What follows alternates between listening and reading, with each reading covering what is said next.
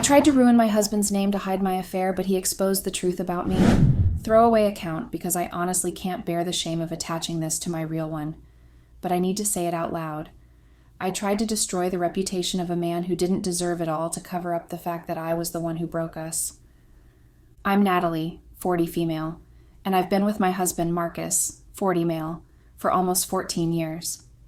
We met at a friend's birthday party. It was one of those rooftop things in the city where everyone pretends to be cooler than they are. I forgive us, we were 20. Anyways, Marcus was loud, laughing too hard at his own jokes, clearly trying to be the center of attention. My first impression? He was full of himself. But somehow, he kept showing up. Our mutual friend group meant I saw him at game nights, weekend barbecues, even a friend's destination wedding. And little by little, the guy I thought was just an attention hog turned out to be surprisingly sincere. He listened when I talked. He remembered the little things I said in passing. And once the layers peeled back, I realized he wasn't full of himself. He was full of life. A little insecure, but who wasn't? We started dating seriously a year later, and from there it felt like everything just clicked. He made me laugh like no one else, and he had this way of making ordinary days feel memorable. We got married when I was 26. We bought a fixer-upper in the suburbs, moved out of the city, adopted a rescue dog, rest in peace, Lucky, and eventually had 2 kids. We named them Ellie, 9 female, and James, 6 male. He was a good man. He is still a good man despite what I wanted people to believe. The kind of dad who gets up early to make pancakes shaped like dinosaurs, who volunteers for field trips even when he hates crowds. He never once made me feel like parenting was my job, even though technically it was. He made it feel like it was our job. And yet, I still cheated. I won't make excuses. I was selfish. When my decisions started catching up with me, when I thought Marcus might get me first, I panicked. I tried to flip the story, but Marcus didn't suffer from that. He just told the truth. But I'm getting ahead of myself. Let me tell this right. Whenever I see posts about people being like, "Oh, I'm not really sure how the affair started. It was all a mistake," I can only roll my eyes.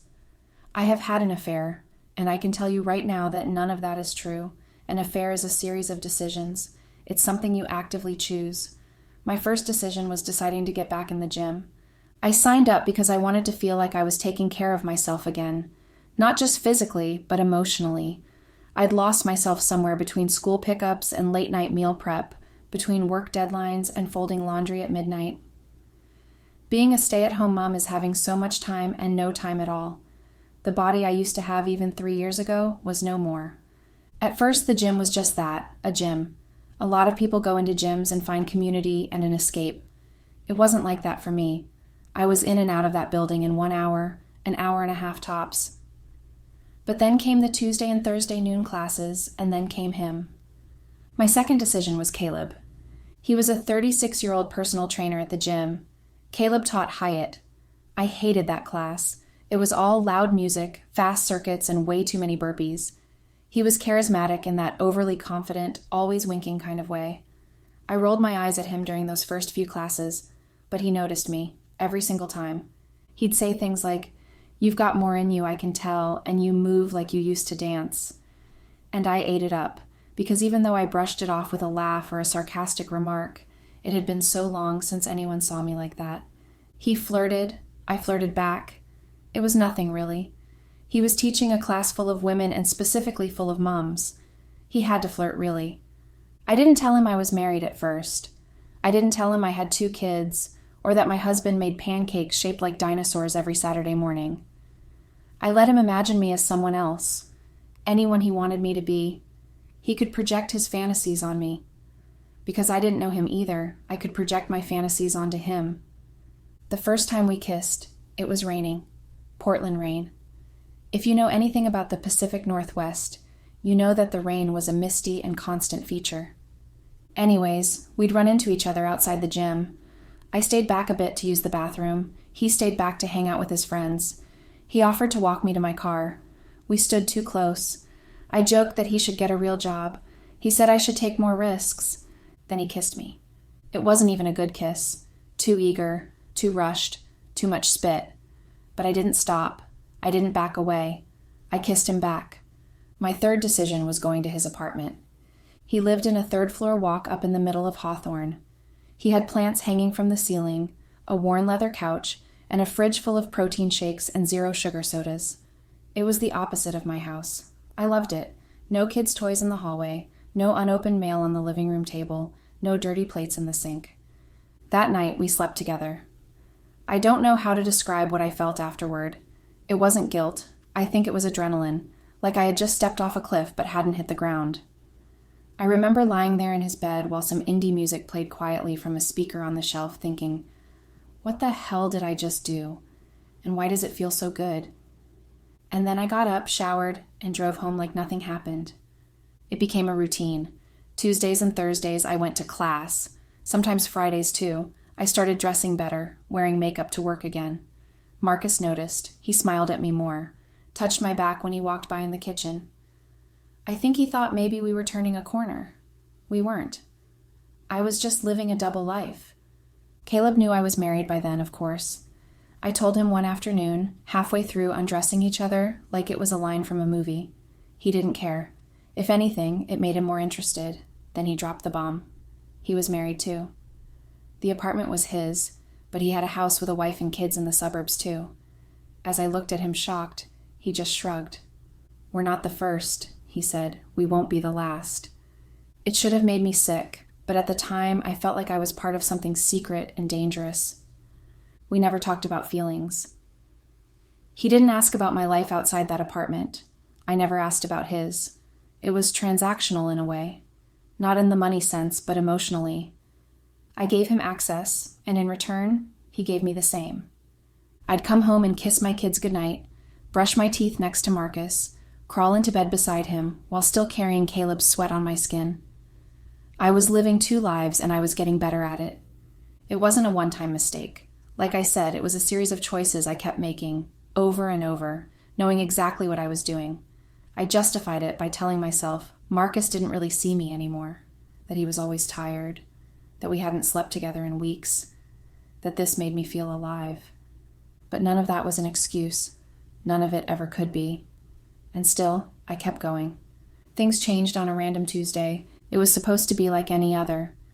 I kissed Ellie on the forehead before she got on the bus, dropped James off at school, called to tell Marcus that I had a late gym class and might stop at Whole Foods on the way home. He seemed distracted as he told me his plans for the day. It was nothing exciting. He had work, his lunch break at 12, and then he'd hit up the grocery store so I didn't have to, and the mechanic before he got home. I didn't think much of it, and I just told him not to forget almond milk, and he said he wouldn't. The only thing out of the ordinary was that we switched cars. I had Marcus's Honda, and he had my SUV. There was a problem with my car, and I needed to get it checked out. Marcus knew way more about cars than I did, so he offered to take it to the shop for me. If only I knew that mistake would come back to haunt me. I didn't go to the gym. I went to Caleb's apartment. The entire thing was routine by then. The urgency had faded, but the habit stayed. We were creatures of repetition, just like in our real lives. But that day, something was off. Caleb was distant. I asked if something was wrong. He muttered something about his wife getting suspicious and how she was checking his phone now. I made a half-hearted joke about us needing burner phones. He didn't laugh. Afterward, I stood by the window, pulling my leggings back on while he lay in bed, scrolling through his phone. I looked down at the street. It was the same old view, a dog walker, a UPS truck, someone jogging, people going about their real lives, while I stood there, living a lie. Then Caleb said it. You're getting too comfortable. I turned. What does that mean? He didn't even look up. You're acting like this is your place, like this is more than what it is. I didn't reply. I just stared at him. I didn't love him. I never even really liked him, but still, the words stung, because he was wrong. I knew that all this wasn't mine to keep. It was borrowed. His wife may even say it was stolen. I was angry. He was obviously frustrated by something in his real life and was taking it out on me. We had our first real fight that day. I left a few minutes later, more silent than usual. No kiss goodbye, no plans made, a lot of harsh words. I got in my car and sat there for a long moment with my hands on the steering wheel, trying to feel something other than whatever this was. And then I drove home like I always did. I didn't know Marcus had followed me. He had taken his lunch break when he got his phone notification that his car was somewhere unusual. I forgot that his car had that tracker thing attached to an app on his phone. I told him that we lived in a very safe part of a safe city. He didn't need the stupid tracker. Guess I was wrong. When he got the notification, he texted me. He asked where I was. By that time, I had just pulled up to Caleb's building. I texted back that I was at the gym. I didn't know it then, but he knew it was a lie. He had my location on his map. He decided to follow me. He had been parked outside Caleb's building for 15 minutes when I finally came back out, hair damp, cheeks flushed, gym bag slung over my shoulder.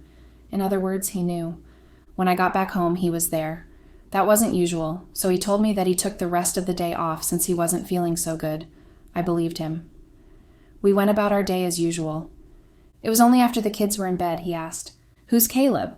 I froze. I almost said, "What?" But that would have been stupid, like a teenager caught sneaking in after curfew. But the look on his face told me everything. He knew. I asked, "How long have you known?" He said, "Today, I saw you." I sat down on the edge of the couch like my knees had given out. My ears were ringing. My stomach turned. It was like my body was catching up to the reality of what I had done. He stayed standing, arms crossed, staring right at me. I started to cry, not because I was sorry, not fully, but because I had been caught. And because I suddenly realized I might have just destroyed the only thing in my life that was ever real. Then he finally looked up at me and said the worst thing anyone has ever said to me. "Did you think that if you cried, I would have forgiven you?" That was the moment everything shifted. I just stared at him. I couldn't speak. He was looking at me like he couldn't recognize me. He walked out of the room. I didn't know where he was going. I didn't know if he was packing a bag, sleeping in the guest room, or leaving entirely. All I knew was that I had crossed a line that couldn't be undone. When he came back, he was holding a suitcase. A fresh batch of tears came. The sadness quickly turned to confusion when he dumped the suitcase in front of me. I looked up at him. "Get out of my house." I blinked up at him as my brain finally caught up. He wasn't leaving. I was. He rolled his eyes and pulled me to my feet. Before I knew it, I was outside the house, on our porch. He threw my suitcase on my feet and it popped open. My clothes spilled out of it. Then he slammed the door in my face. I cried for an hour on the porch. I cycled between pounding on the door and yelling his name at the top of my lungs. All around me, the bedroom lights of our neighbors turned on one by one. I knew I had woken them up with my screaming, and they were probably eavesdropping on my sobs, but I didn't care about that. After a while, I heard the garage door open. I ran behind, but it was too late. Marcus was peeling away, and I just knew the kids were in the car too, probably half asleep. Eventually, I called up a friend of mine to pick me up. 10 minutes later, I was with Britt, 39 female, in her and her partner's living room. She asked me why exactly I was outside my own home, and my husband and kids were not with me. I opened my mouth to tell her the truth and closed it again. I realized I didn't have to tell the truth, so I didn't. "He's taking some space," I said. "Things got tense. We just had a fight. She bought it. I knew she would. I told her he must be exhausted from work and needed time alone. I blamed it on a fight. I didn't say that I'd watched him drive away with our kids." I wrapped my truth in half-truths. I said he had been moody, that he'd snapped over something small, that I probably did something to upset him, but I couldn't piece it together. Her eyes narrowed, searching for the truth. I looked back at her, hollow inside, and repeated, "He just had a bad day. Maybe he needs time to think." That night, I lay on her couch without sleeping. My mind raced with everything I thought wouldn't matter, but I knew would. I knew I needed to shift the narrative, just slightly, move it from "I cheated" to "he drove me out." If people saw me as fragile, not him as wronged, maybe I'd still have some semblance of control. Within the next few days, I started whispering tiny versions of the story into people's ear. I knew these things were important. I was forging small alliances that would stand between me and total collapse. A casual parent on the soccer team got a text from me. "I can't make it to the game this weekend. I'm really hurting right now. He just left and I'm overwhelmed." I said it to a neighbor who asked what happened. "I don't know what happened. He seemed fine, then gone." I told a friend of ours, "He's so unlike himself. I'm really worried about him and what that means for us and the kids." I threw up a subtle status on social media. It was just a photo of me and the kids at brunch, nothing dramatic. The caption was the crazy thing, though. Trying to stay strong for them, even when I feel like I'm falling apart. That was all it took. Sympathy trickled in. Comments whispered support. I clung to them, happy that I was able to minimize the fallout from this entire thing. I helped to organize for a friend's daughter's birthday party at the park. Balloons, cupcakes, laughter, families milling around. It was almost perfect. I slid sideways toward Amy, the friend, and said, "I've been so blindsided by how he's changed. He just walked away. Middle-age crisis, maybe? Depression? He might even be on drugs. I don't know." She nodded kindly. "I'm so sorry, Natalie. You're not alone." By the end of that afternoon, the whispers slipped out on social media. Funny how some marriages look so happy from the outside. You never know what's really going on inside someone's life. I heard that he might be a junkie. Crazy that he has the kids. All the while, Marcus kept silent. He didn't turn the narrative back around. Caleb called me to talk. For the first time, he knew more about Marcus than just a name.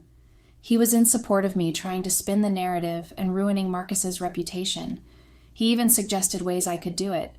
I guess he had stakes in this too. Now that Marcus knew about the affair, it was only a matter of time before it could get back to his wife. If Marcus's reputation took a hit, maybe even if the news got to Caleb's wife, she wouldn't believe it. I found out through the grapevine that Marcus was in his sister's house with the kids as he tried to think things over. I felt a weird satisfaction. So it was getting to him. Good. I hadn't seen my kids in a week. So this was his karma for that? I did still feel some guilt about what I was doing. When I checked my reflection, I didn't recognize who was looking back. But I knew it was necessary. If I could ruin his reputation enough, I knew that when I filed for divorce, I would get the kids and everything else. He would get nothing. There was no bigger win than that, was there? Sadly, that never worked out. Things took a turn when I got invited to a party. It was a semi-formal thing, an acquaintance's engagement party held at one of those Airbnb lofts downtown with string lights, catered finger food, and a classical music playlist. I hadn't planned to go, but when Britt mentioned Marcus might be there, I made up my mind. I had to see him. I had to see if it really was working. I tried my best to doll up for the party. I had to show him what he was missing. My hair was curled, lashes done. I even put on my shimmery silver dress I hadn't worn in years. Britt said I looked amazing. I walked in with my chin up and shoulders squared. The room was warm, full of people laughing and sipping drinks. I scanned quickly, but he wasn't there yet. Good. I had time to plant more seeds. First was Layla, an old friend of mine from college. She hugged me tight and said she'd heard I was going through it. I played it well, a little tremble in my voice, eyes glossy but dry, the occasional deep breath like I was keeping myself together.